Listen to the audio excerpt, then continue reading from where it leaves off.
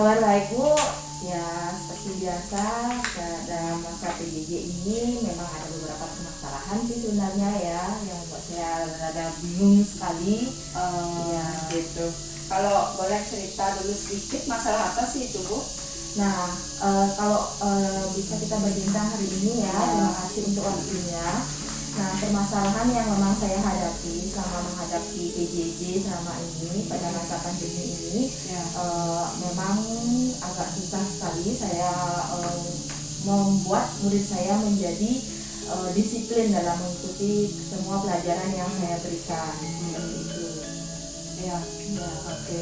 Nah, mumpung kita ngobrol, boleh Ibu sampaikan apa tujuan atau apa yang ingin Ibu capai dari obrolan kita hari ini? Oke.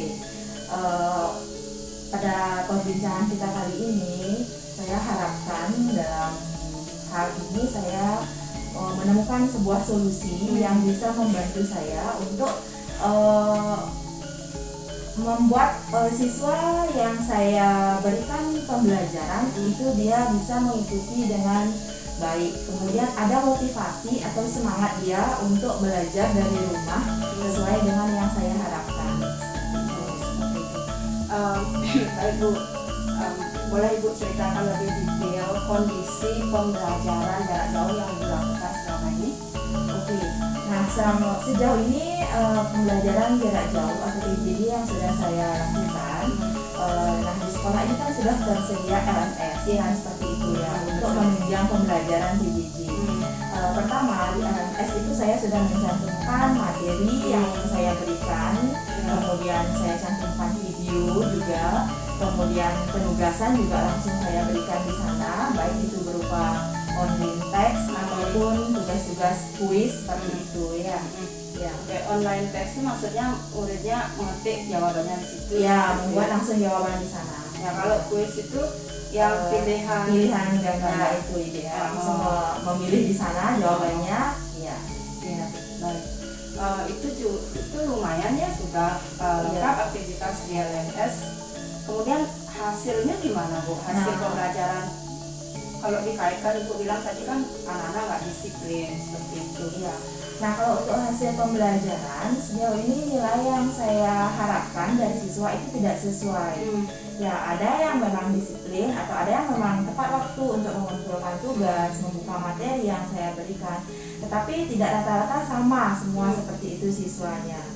Jadi maksud Ibu nggak disiplin mengumpulkan tugas kalau sedang diberikan penugasan seperti itu. Ya, sehingga mempengaruhi juga hasil dari tugasnya itu. Baik dari hasil kuis yang Ibu berikan juga kurang maksimal ya, tidak seperti yang Ibu harapkan.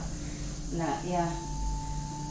Kalau misalnya dari sekian murid itu berapa murid atau persentasenya yang jarang atau mungkin tidak disiplin dengan tugas-tugas yang diberikan? Nah, kalau kita dilihat dari persentase, saya ambil satu contoh satu kelas ya yang terdiri dari 36 siswa.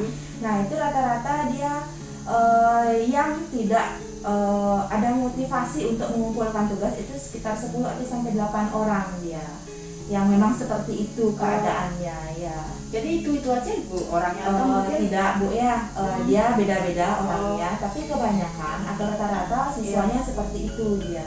Begitu. Jadi bisa pantas itu simpulkan mereka kurang disiplin, kemudian motivasi belajarnya mungkin rendah ya. Baik.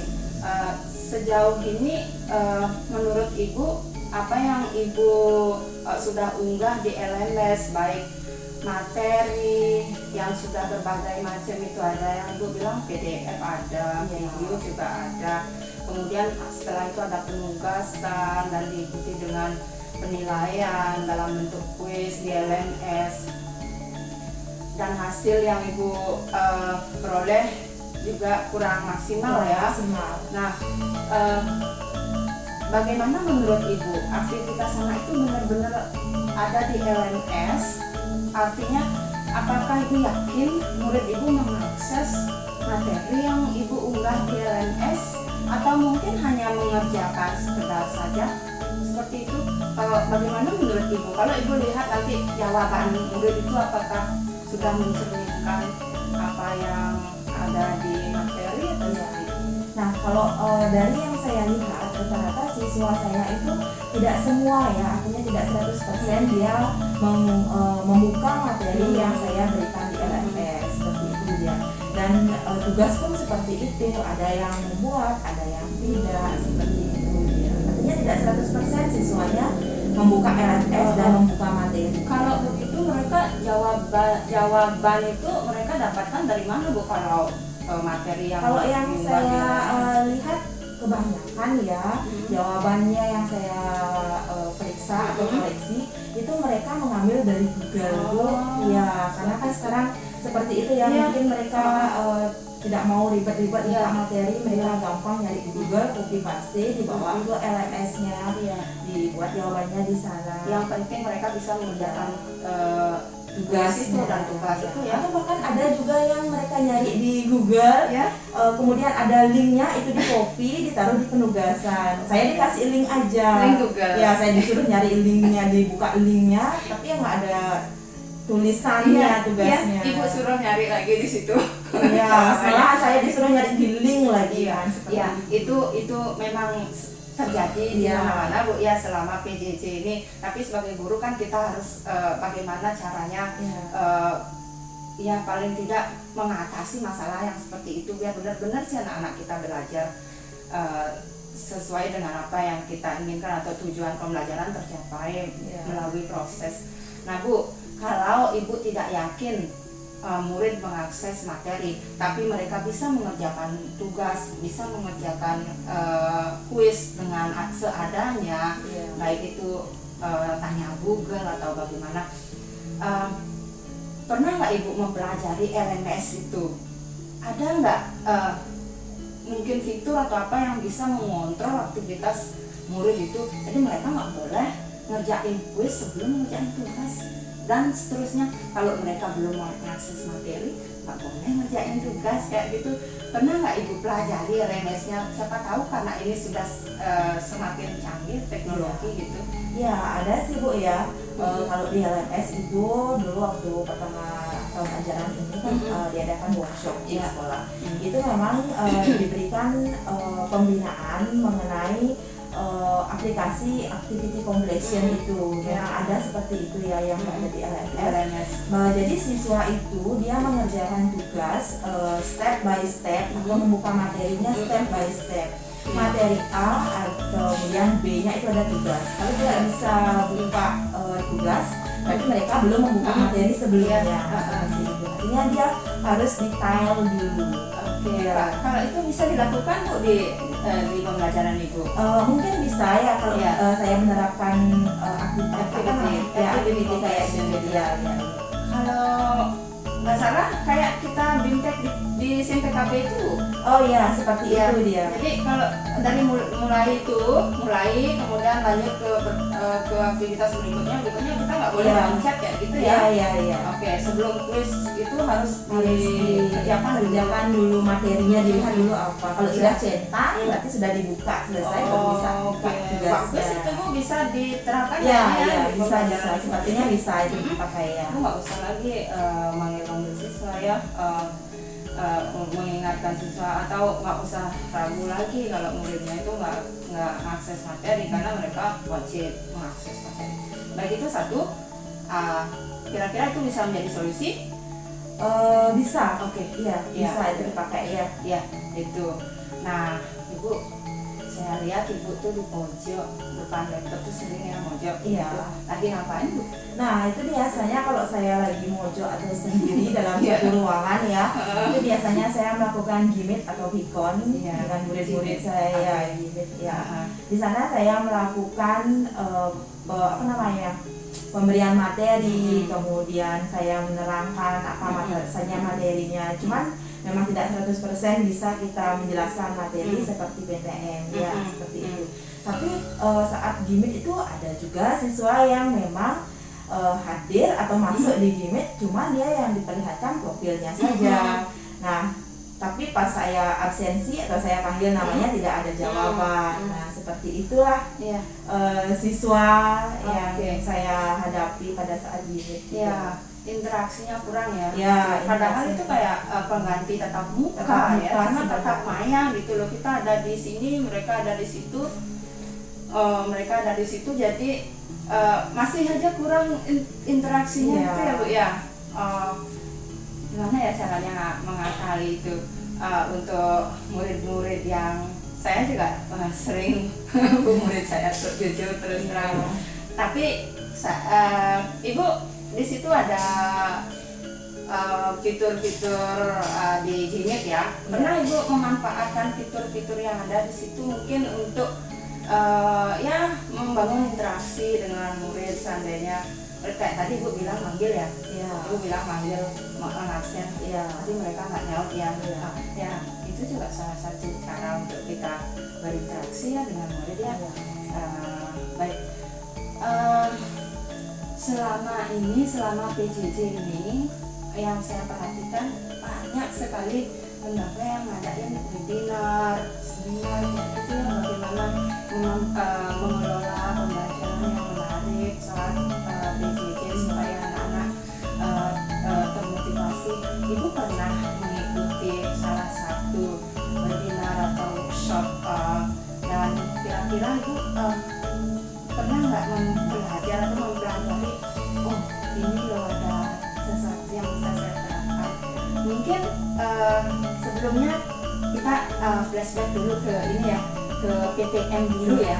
Ya. Kalau PTM dulu tuh apa hal menarik yang Ibu ingat? Nah kalau pada saat PTM dulu, nah saya biasanya memberikan sebuah kuis, di mana kuisnya ini saya tampilkan di layar di monitor di depan kelas gitu. Nanti jawabannya kan ada di buku, cuma saya tampilkan pertanyaan, terus siswa berlomba dia untuk menjawab. Siapa yang tepat dan cepat untuk menjawab, dia yang berada pada di tingkat atau peringkat di atas. Artinya dia yang bisa bilang pemenangnya. Ya, gitu. artinya mereka itu termotivasi untuk menjawab. Nah itu kalau dulu waktu PTM ya. Nah kesulitannya sekarang kira-kira bisa nggak menurut Ibu itu kita adopsi gitu loh, hal yang sudah baik di PTM kita modifikasi bawa ke PJJ. Kalau Ibu pernah mendengar mungkin dari teman gitu, pernah nggak Ibu mendengar apa sih game yang bisa kita gunakan saat PJJ yang bisa membangun motivasi belajar murid, interaksinya itu kayak dulu saya PTM itu? Ada ya, dulu saya pernah mengikuti workshop itu, ada yang namanya kahot itu ya. Oh iya, kahot itu iya, kahot. Nah di sana pertama peserta itu dia dikasih pretest, kemudian terakhir dikasih post test. Nah dalam post test atau soalnya ini sama seperti yang saya lakukan saat PTM, ini kita dikasih pertanyaan di mana nanti jawabannya nanti muncul di layar. Terus kita kan sudah mempelajari kan sebelumnya. Nah, kita berlomba di sini. Siapa yang paling cepat dan tepat jawabannya, itu yang berada pada tingkat paling atas. Sama seperti yang saya terapkan di PTM. Oh gitu. Kayaknya menarik tuh Bu. Ya, sepertinya bisa juga Bu ya diterapkan ya. Itu bisa diterapkan di itu kahot itu ya. Iya. Saya juga pernah pakai itu Bu, pakai kahot itu. Dan waktu pertama saya ikut juga waktu workshop kayak gitu. Kayak gimana gitu rasanya bersaingnya sama peserta lainnya itu. Ada motivasi untuk berlomba menjawabnya, biar kita bisa kelihatan paling atas. Iya. Dan sebaliknya kalau salah kita berada di bawah. Kayaknya murid-murid menurut Ibu murid-murid suka tantangan seperti itu? Suka sebenarnya kalau dulu pas PTM, tapi kalau sekarang mungkin saya akan terapkan di PJJ-nya. Oke, di PJJ-nya itu bisa. Nah Bu, tadi kan ada materi di LMS supaya lebih yakin lagi selain activity completion itu, kemudian apa mungkin strategi Ibu untuk mengkombinasikan kahot ini untuk games online di kelas PJJ dengan materi yang ada di LMS sehingga nggak usah lagi nyuruh murid untuk materi gimana?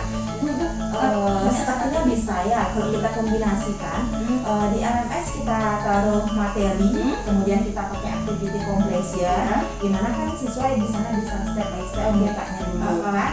Nah untuk kuisnya atau untuk tanya jawabnya agar mereka lebih termotivasi, kita pakai Kahoot-nya itu. Kira-kira bisa Bu, bisa dipakai itu ya. Maksud Ibu kalau saya simpulkan jawaban dari pertanyaannya dari Kahoot ada di LMS. Oh seperti itu ya. Iya. Kalau gitu saya juga yakin Bu, kalau saya jadi murid pasti saya akan rajin untuk mengakses materi, karena Kahoot itu sudah menantang sekali ya, karena murid-murid itu memang suka ingin menunjukkan, sepertinya mereka akan termotivasi ya, menunjukkan dirinya dengan teman-teman bersaing kayak gitu. Itu ide bagus Bu. Jadi Kahoot itu bisa digunakan untuk membangun motivasi, semangat murid untuk berkompetisi positif ya dengan teman-temannya. Nah supaya lebih ini kan anak-anak kadang juga jenuh gitu ya. Mungkin ingat-ingat lagi, pernah nggak Ibu mendengar atau melihat teman barangkali menggunakan semacam kuis online kayak gitu selain Kahoot? Ada kan Bu ya sekarang yang memang lagi viral di kalangan guru-guru itu apa yang namanya quizzes itu ya. Oh quizzes itu ya cuma saya kurang tahu atau kurang paham aplikasinya ini dan cara penggunaannya ini juga belum begitu paham seperti itu. Kalau quizzes itu yang Ibu bilang seperti yang mirip dengan Kahoot ya, PGRI Bali hari ini Bu buka pendaftaran untuk workshop sekaligus lomba quizzes. Lumayan hadiahnya Bu, 1 juta untuk juara pertamanya.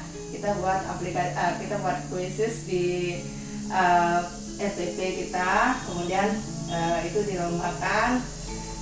Kalau beruntung nanti dapat 1 juta seperti itu. Gimana Ibu, tertarik? Bagus sekali ya kalau gitu, kebetulan sekali berarti ya, pas saya lagi ada masalah seperti ini, pas lagi ingin solusinya, ingin buat quizzes, ada workshop berhadiah jutaan rupiah. Bukan hadiahnya sih sebenarnya, cuman ilmunya dari aplikasi ini tuh gimana sih cara penerapannya, ya saya bisa memberikan kepada siswa nanti agar lebih mudah kita belajar.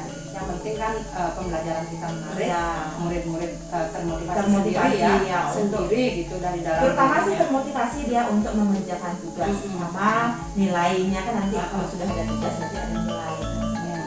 Oke, baik Ibu, kita sih sudah ngobrol banyak ya dari tadi. Coba Ibu simpulkan kira-kira apa sih yang didapatkan dari obrolan kita hari ini? Oke, terima kasih. Sebelumnya kesimpulannya ini dari obrolan kita hari ini sangat membantu saya sekali ya. Pertama dari activity completion yang memang Ibu bilang tadi, saya baru baru ingat kalau ada activity completion. Nah itu akan saya gunakan di LMS sebagai materi untuk mengontrol materi dari siswa. Kemudian dengan Kahoot-nya ini saya akan tampilkan pada siswa untuk memotivasi mereka untuk belajar dan menambah nilai-nilai mereka. Kemudian quizzes ini pasti akan saya coba daftar. Kalau memang pendaftarannya sekarang ya dimulai ya. Sekarang dimulai coba daftar. Iya, itu pelatihannya tanggal 12 sampai tanggal 28. Ya, Bu, kira-kira kapan Ibu akan melaksanakan rencana ini dan siapa kira-kira yang bisa membantu? Oke, karena besok saya ada jadwal jam mengajar. Kebetulan juga saya belum ngisi materi di LMS. Mungkin nanti habis ini saya langsung ngisi materi. Kemudian saya minta bantuan sama rekan saya, Ibu Rasmini. Iya, saya lihat Bu Rasmini sudah biasa menggunakan. Ya, karena beliau memang biasa menggunakan aplikasi completion. Ya, seperti itu. Oke, untuk berikutnya, Kahoot gimana?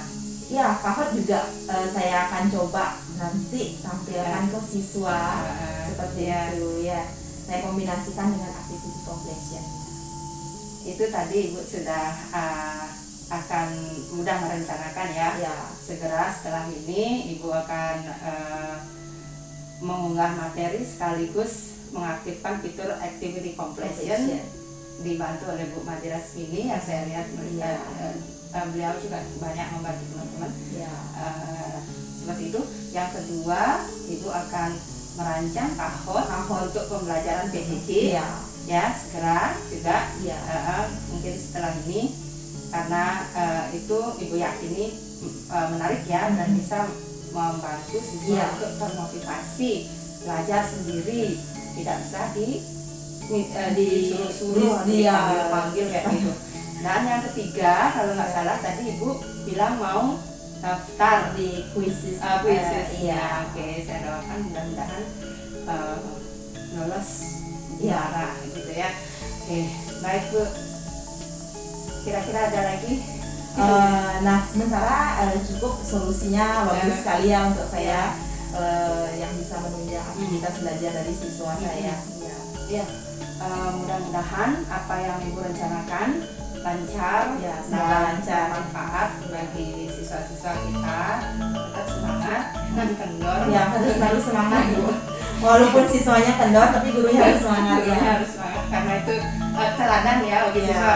Kayak gitu gurunya, masa saya diam-diam aja sih gitu, nggak ada semangat. Tetap motivasi mereka seperti itu ya Bu ya. Oke Bu, jadi kayaknya cukup ya untuk Iya. hari ini. Lain kali kita ngobrol lagi. Oke, terima kasih juga Ibu Ya. untuk waktunya.